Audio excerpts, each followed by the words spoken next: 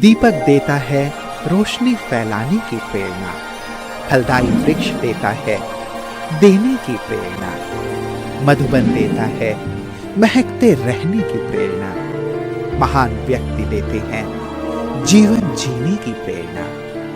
आओ प्रेरणा से दें हम सभी को प्रेरणा।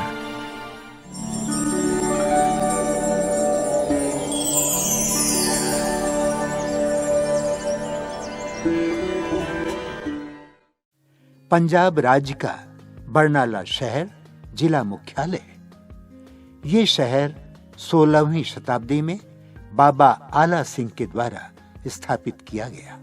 बरनाला ब्रह्मा कुमारी ईश्वरीय विश्वविद्यालय की सह मुख्य संचालिका है राजयोगिनी सुदर्शन दीदी जी। सुदर्शन दीदी जी का जन्म 1958 में बरनाला के संपन्न धार्मिक परिवार में हुआ। बचपन से आप आध्यात्मिकता में विशेष रुचि रखती रही। मधुरता, सरलता, सहनशीलता, शिष्टता आदि दिव्य गुणों से आप भरपूर हैं। आपको 1974 में ईश्वरीय ज्ञान की प्राप्ति हुई। 1976 में संस्था के मुख्यालय माउंट आबू में आपने अव्यक्त बाप दादा से ईश्वरीय मिलन मनाया। बाबा से वरदान प्राप्त कर तुरंत ही आपने अपना जीवन ईश्वरीय सेवा में सहर्ष समर्पित कर दिया। तब से चंडीगढ़, फिरोजपुर, कसौली, मोहाली, संगरूर आदि स्थानों पर सेवाएं प्रदान कर 1985 से बरनाला में अस्थायी रूप से आप अपनी सेवाएं प्रदान कर रही हैं। आपने राजयोगिनी ब्रिज दीदी के विशेष सहयोगी बनकर अनेक कार्यक्रमों का आयोजन किया। दीदी जी के जीवन से प्रेरणा लेते हुए हजारों ब्रह्मावत्स अपना जीवन आध्यात्मिकता से संपन्न कर रहे हैं।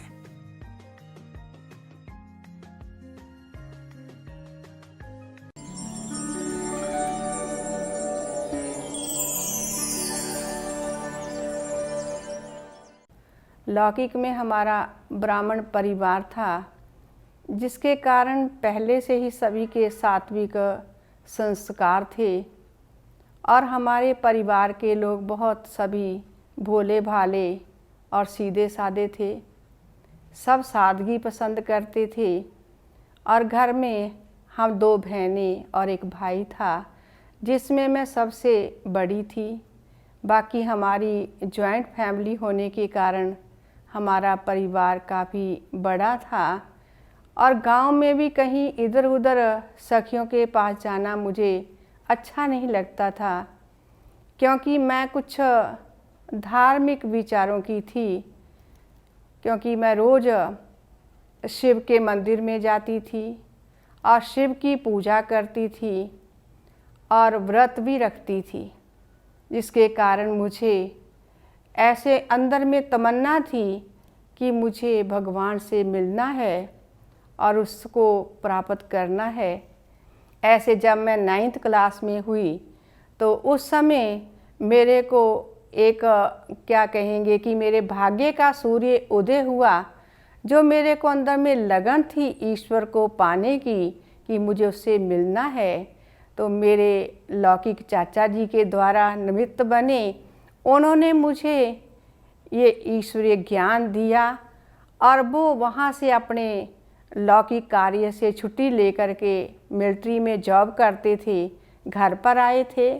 जो आजकल वो जगरूप चाचा जी मेरे कृष्णा नगर दिल्ली में अपनी वर्तमान समय समर्पित रूप में सेवाएं दे रहे हैं और उन्होंने आकर के बाबा का ज्ञान सुनाना शुरू किया और जब ये बताया कि भगवान तो इस धरा पर आ चुका है, जिसको भी मिलना हो वो उनसे मिल सकते हैं, फिर तो मेरी खुशी का ठिकाना ही ना रहा। जब भी वो बातें सुनाते तो मैं उनकी बातें सुन करके आश्चर्य में पड़ जाती और अंदर ही अंदर सोचती कि बस मुझे तो अपना जीवन अब भगवान को ही अर्पण करना है। और ऐसे करते करते जब मेरे चाचा जी ने मुझे ज्ञान दिया तो मुझे ऐसा लगा जब वो बैठे मेडिटेशन किया करते, लाल लाइट कर लेते थे, इतना तो समझ नहीं था, और उसमें 2-2 घंटे तक वहाँ बैठे रहा करते। और जब वो वहाँ से उठते 2 घंटे के बाद, तो मैं देखती उनके चेहरे पर एक रूहानियत की झलक, खुमारी, एक अलग ही प्रकार का नशा मुझे दिखाई देता। तो मैं सोचती कि मैं भी उस लाल लाइट में जा कर के बैठूं, देखूं वहाँ जा कर के कि क्या अनुभूति होती है। और जैसे ही मैं उस रूम में जा कर के बैठती तो मुझे तो ऐसा महसूस होता कि जैसे मैं इस दुनिया से कहीं दूर हूँ और मैं तो किसी और ही दुनिया में खो जाती हूँ। और ऐसे ही करते करते जब मैं अपना चलते फिरते कोई कार्य करती तो भी मुझे वही वातावरण अपनी ओर मुझे खींचता रहता। और ऐसे जब पढ़ाई करने जाती, जब किसी से बात करती, तब भी मुझे कुछ जैसे सितारे सितारे से एक चमकते हुए दिखाई देते रहते। और फिर मैं अपने चाचा जी से पूछती, भी ये क्या है जो छोटे छोटे सितारे मुझे दिखाई देते हैं। तो वो कहते, ये जैसे आपको बताया, ये 3 लोक हैं और इसमें से जो ऊपर वाला परम धाम है वो हम सभी आत्माओं का घर है, और हम आत्मा सितारे माफिक उस घर में रहती हैं। और अभी सृष्टि रूपी रंगमंच पर पाठ बजाने के लिए आई हैं।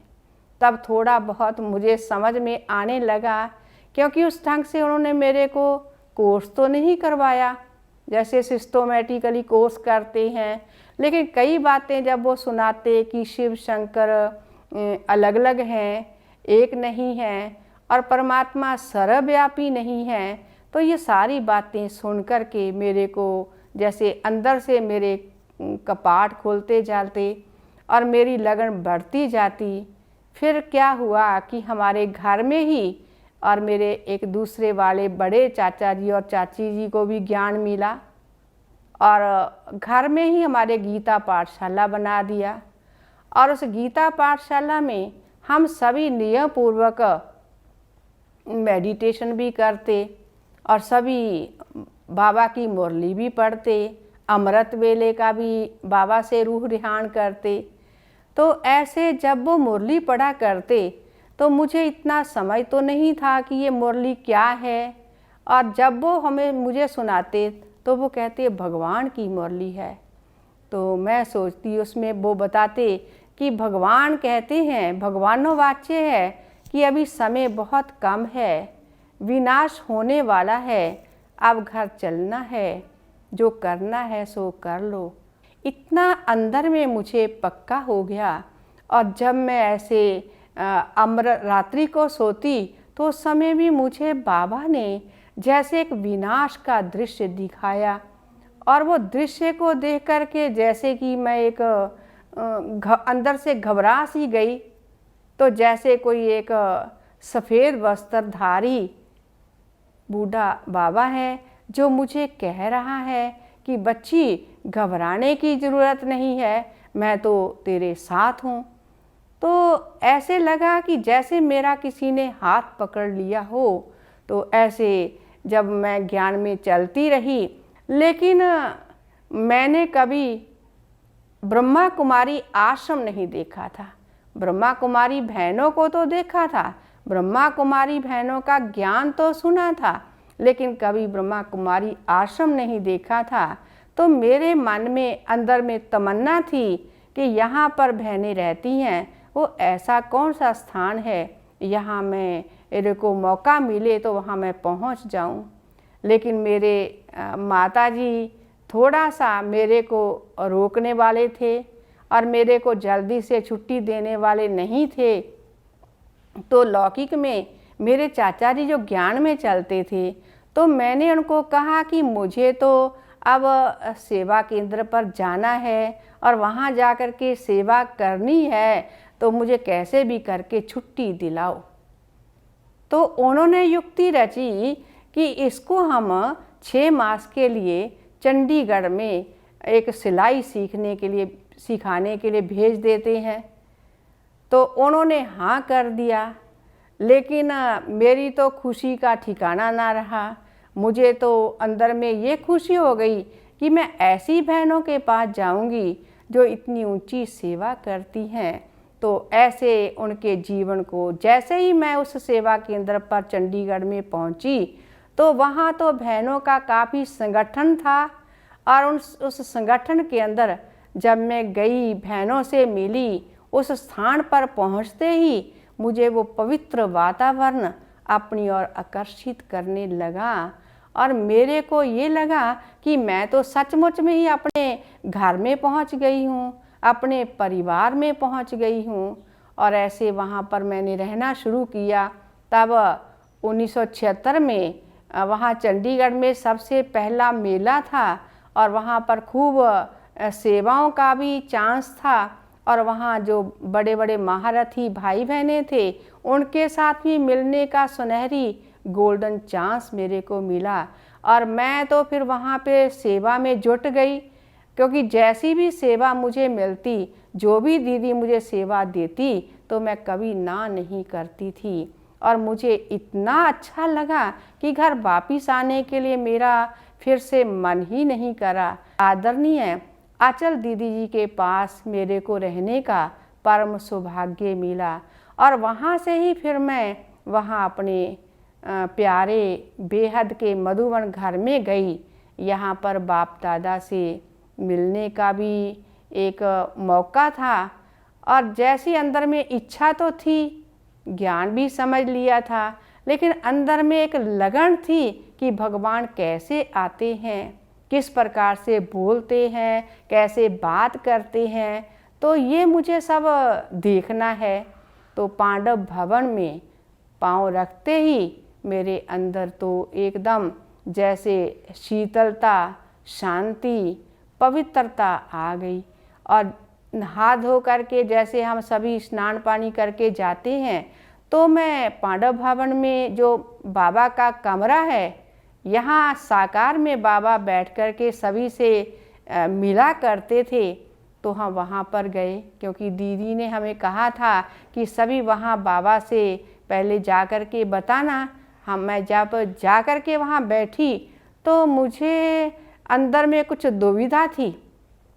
अंदर में मेरे को एक संकल्प था कि मैं एक साधारण गांव की रहने वाली हूँ, तो जिस प्रकार की सेवाएं यहाँ आश्रम पर होती हैं, तो इस प्रकार की सेवाएं पता नहीं बाबा मैं कर पाऊँगी या नहीं कर पाऊँगी। मेरे अंदर तो ये सब योग्यताएं नहीं हैं। तो जैसे कि मैं बाबा के सामने बैठी हूँ और बाबा को मैं ये शब्द कह रही हूँ, और बाबा ने मुझे अपने गले से लगा लिया और अपनी बाहों में समा लिया, और बाबा ने मुझे कहा कि बच्ची तुम जो हो, जैसी हो, मेरी हो।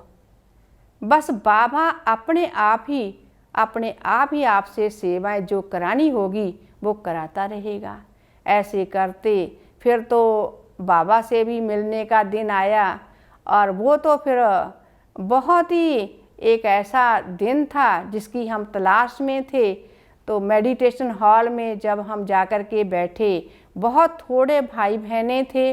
दादी जी आकर के वहाँ बैठे स्टेज पर, और उसके बाद बाबा की पधरामनी हुई, और वहाँ पर बैठे बैठे बाबा ने हम सभी को दृष्टि देना शुरू किया। और बाबा की इतनी पावरफुल दृष्टि मिलते ही ऐसे लगा जैसे कि मेरा जीवन तो एकदम प्रकाशमान हो गया है, और बहुत ही लाइट, पावर वाली लाइट मेरे अंदर आ रही है। जैसे मैं शरीर की सुध-बुध भूल गई, मुझे तो कुछ पता ही नहीं चला कि बाबा भगवान मेरे सामने बैठा है और वो मुझे दृष्टि नाइन से मुलाकात कर रहा है। और फिर हमारा पर्सनल मिलने का भी समय आया। तो जैसे ही बाबा से पर्सनल मिलने की मेरी टर्न आई, तो सबसे पहले बाबा ने दृष्टि दिया, और फिर मेरा हाथ में हाथ पकड़ा और मुझे अपने हाथ से टोली दिया, और फिर बाबा ने मुझे वरदान दिया कि बच्ची अथक भव और विजयी भव। कि सेवा करते हुए अगर निमित्त भाव से करोगे तो कभी भी थकोगे नहीं। तो वो अथक भाव और विजयी भाव का वरदान लेकर के मैं अपने जीवन के अंदर चलती रही और बहुत अंदर से माला माल हो गई, तृप्त हो गई। और मुझे ऐसे लगा कि जैसे कि मेरी तो जन्म जन्म की प्यास बुझ गई है। मैंने तो जो पाना था सो पा लिया, अब कुछ पाने का बाकी नहीं रहा। और मैंने अपने मन में दृढ़ संकल्प कर लिया कि बाबा मैं आपकी थी, आपकी ही हूँ और सदा आपकी ही होकर के रहूँगी। और उसके बाद तो फिर वहाँ से आए, मधुबन से वापिस चंडीगढ़ में ही आए और चंडीगढ़ से भी वहाँ पर सेवाओं का मौका मिलता रहा। और कुछ समय तक मैं वहाँ चंडीगढ़ में आदरणीय अचल दीदी जी के पास रही। तो अचल दीदी जी के द्वारा बहुत अच्छी शिक्षाएं हमें मेरे को मिलती रही। जैसे दीदी जी कोई भी बात हमें बताते थे तो उस बात के अंदर जैसे कि प्यार भी भरा हुआ होता था और शिक्षा भी भरी हुई होती थी। और दीदी जी हमको एक मुरली के बारे में भी बहुत बताते थे कि किस प्रकार से हमें बाबा की मुरली का रिस्पेक्ट, रिगार्ड रखना चाहिए और उसको अपने जीवन में बाबा की शिक्षाओं को धारण करना चाहिए। हमारे दीदी जी एकदम अथक होकर के हर प्रकार की सेवाएं करते थे और जिसमें हमने देखा कि वो एक कह करके नहीं करवाते थे, लेकिन खुद पहले करते थे और फिर हमारे से करवाते थे। वहाँ से ही दीदी जी की आज्ञा के अनुसार थोड़ा समय के लिए मैं फिरोजपुर में गई और कसौली में गई और मोहाली में भी मेरा रहना हुआ। ऐसे ही थोड़ा समय संगरूर में रही और ऐसे करते अब धीरे धीरे ये सेवाओं का पाठ तो चलता ही रहा। फिर यहाँ पर वापिस हमारे गांव नज़दीक होने के कारण मुझे आदरणीय अचल दीदी जी ने यहाँ ब्रिज दीदी के साथ मुझे यहाँ बरनाला में 2 साल के बाद यहाँ भेज दिया। और यहाँ आकर के भी जो जिस प्रकार की मुझे सेवा मिलती उसी सेवा को ही मैं करती। और दूसरा, बार बार मधुबन में जाना तो होता ही रहता, कभी टीचर्स भर्ती होती। जब हमारी सिल्वर जुबली 25 साल की मनाई गई तो दादी जी ने हमें निमंत्रण दिया वहाँ पर सभी टीचर्स बहनों को। तो मुझे अंदर में बहुत खुशी हुई कि एक हमारी लौकिक माँ भी हमारी इतनी पालना नहीं करती है जो हमारे प्रकाश मणि दादी जी ने वहाँ बुला करके हमारा इतना श्रृंगार किया और हमें इतना खूब अच्छी तरह से हर प्रकार की हमारी खातिरी की। और जैसे सुनते थे कि साकार में ब्रह्मा बाबा बच्चों को पिकनिक कराते थे, बच्चों को ऐसी भाषणा देते थे, लेकिन मन में आता तो था कि साकार बाबा को हमने देखा नहीं है।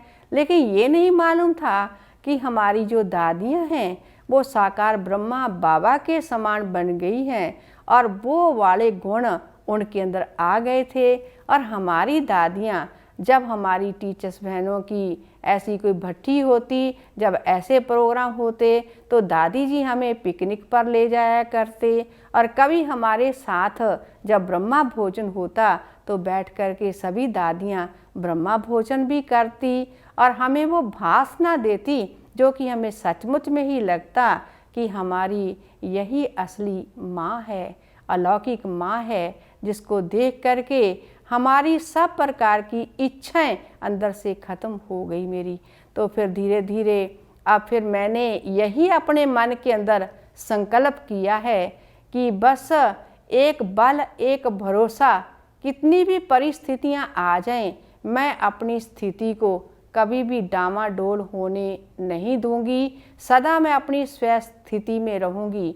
बाबा मेरा साथी है और बाबा मेरे साथ रहता है और मुझे हर परिस्थिति से पार करते हैं।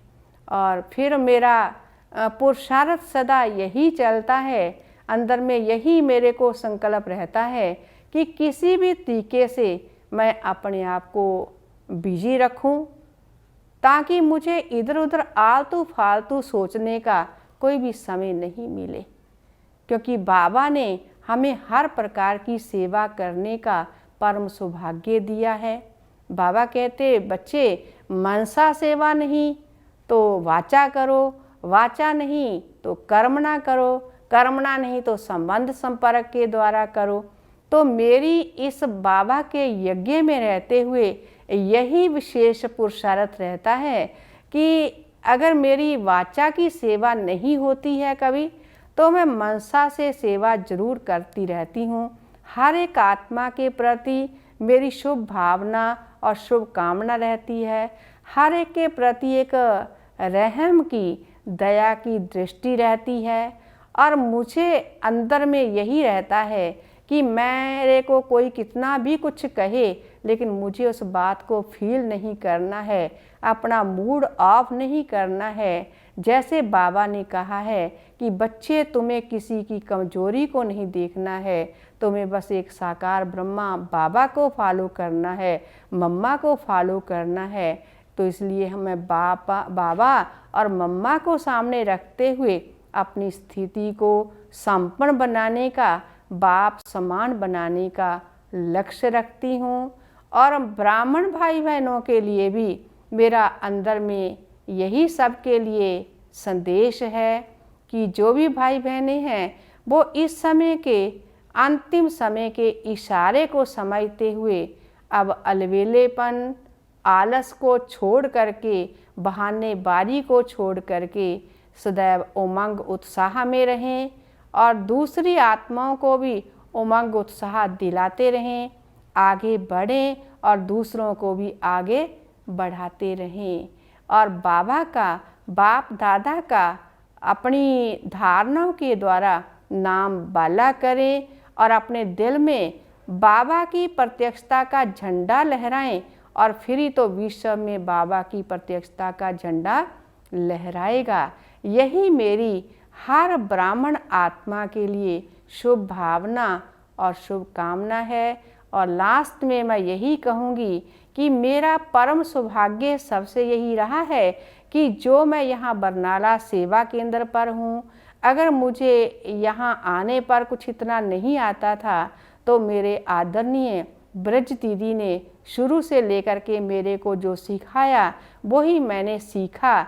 जो मेरा ये परम सौभाग्य रहा कि आज कहाँ जितना भी ब्रह्मा भोजन बनता है, कोई भी भोग बनता है, तो वो मुझे बाबा ने चांस दिया हुआ बनाने का। मैं कर्मणा सेवा में कभी भी थकती नहीं हूँ, सदा अथक होकर के जो भी सेवा मिले उसको खुशी खुशी से करती हूँ। और मैं जब चली थी ज्ञान में और मेरे को देख करके छोटे से गांव से हमारे पीछे 4 कन्याओं ने और अपने जीवन को इस सेवा में समर्पित किया है। मैं खुद संतुष्ट रहती हूँ, औरों को संतुष्ट करने का अंदर में मेरा लक्ष्य रहता है।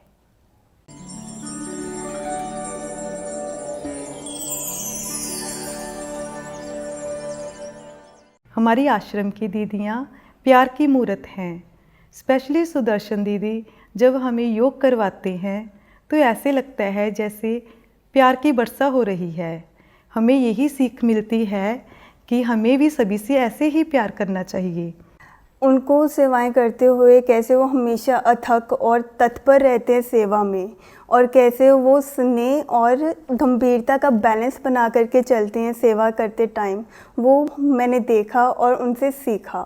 दीदी सुदर्शन जो है वो तो ही अच्छे वक्ता है, अच्छे पालना देते हैं और बहुत ही स्नेह और प्यार से सबको बाबा का ज्ञान सुनाते हैं। दीदी की दृष्टि बहुत ही पावरफुल है। बाबा के महावाक्यों को इतनी सरलता से स्पष्ट करती हैं कि एक एक शब्द मन में उतर जाता है। दीदी बड़े प्रेम से प्रसाद बनाकर हमें टोली खिलाते हैं, आत्मा ही तृप्त हो जाती है। अगर हम इन्हें माँ अन्नपूर्णा कहें तो अतिशयोक्ति नहीं होगी। दीदी अमृत वेले 3:30 बजे ही उठ के बैठ जाती थी योग में। मेरे को लगता था पता नहीं दीदी क्या करती है, लेकिन फिर बाद में पता चला बाबा को याद कर रही है दीदी, तो मेरे को भी उठना चाहिए।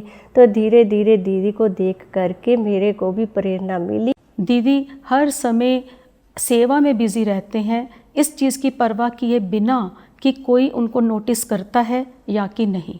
वो चुपचाप एक काम में लगे रहते हैं, बहुत ज़्यादा किसी से बात नहीं करते हैं, बहुत ज़्यादा किन्हीं पचड़ों में नहीं पड़ते हैं, बस वो चुपचाप एक सेवा के कार्य में लगे रहते हैं। उनके ये बात मेरे मन को बहुत भाती है। क्या बयां करूं कद उनका, वो आसमां हैं और झुक कर चलती हैं। हमारी आदरणीय बीके सुदर्शन दीदी जी अपनी रूहानी मुस्कान से बिना किसी भेदभाव से हर किसी का स्वागत करती हैं। मैंने अपनी ज़िंदगी में अन्नपूर्णा देवी के बारे में पढ़ा था, सुना था, लेकिन साक्षात उस अन्नपूर्णा देवी को मैंने सुदर्शन दीदी में पाया है। उनके हाथों से बना हुआ ब्रह्मा भोजन खाकर हर मन तृप्त हो जाता है। सुदर्शन दीदी को मैं एक माँ के रूप में देखता हूँ, जो इतनी अच्छी तरह से मेरी पालना कर रही हैं। उनको मिलने के बाद मेरी और चीज़ की कोई इच्छा नहीं रहती। कोई भी सुदर्शन दीदी के पास विपरीत स्थिति में आता है, दुख में आता है, तो उसको ये अपनी प्रेरणा से, अपने शब्दों से, अपने वाक्य से, महावाक्य से उनको सुख में तब्दील कर देते हैं। और आदमी जो दुख में आता है तो इनसे मिलकर वो सुख में होकर चला जाता है।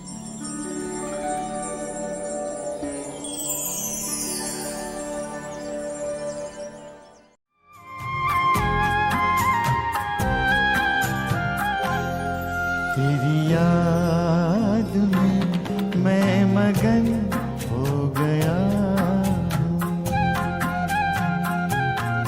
तेरी याद में मैं मगन हो गया हूँ। न जाने मैं किस लोक में खो गया, न जाने मैं किस लोक में खो गया हूँ। तेरी याद में मैं मगन हो गया हूँ।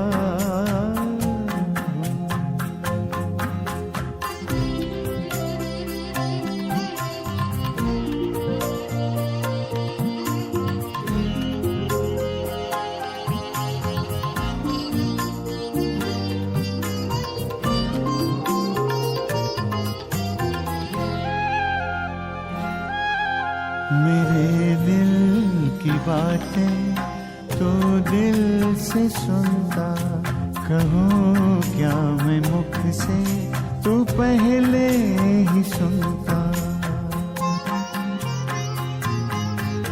मेरे दिल की बातें तो दिल से सुनता, कहूँ क्या मैं मुख से तो पहले ही सुनता। तेरे प्यार की इंतहा अब कहाँ है,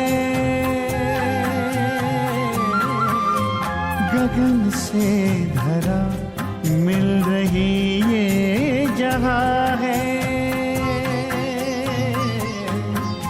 तेरे प्यार की इंतहा अब कहाँ है, गगन से धरा मिल रही ये जहाँ है, गगन से धरा मिल रही ये जहाँ है।